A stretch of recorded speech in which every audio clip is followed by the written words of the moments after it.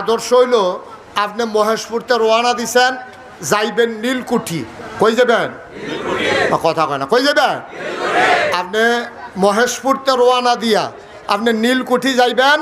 যাওয়ার সময় আপনি রাস্তা চেনেন না, আপনার বাড়ি ময়মনসিং।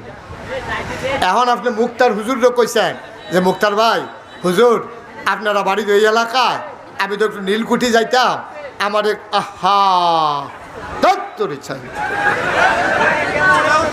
এইটা বেশি হতো না তো করতেছে। আপনি এমন শুরু করছেন কেন? আপনি সামনে বল লাগতো না তো, তা আপনি বসাইতে পারবেন? জায়গা নেই এতেন, কই বই তো এতেন। একটু শব্দ করেন, একটু সুযোগ দেন।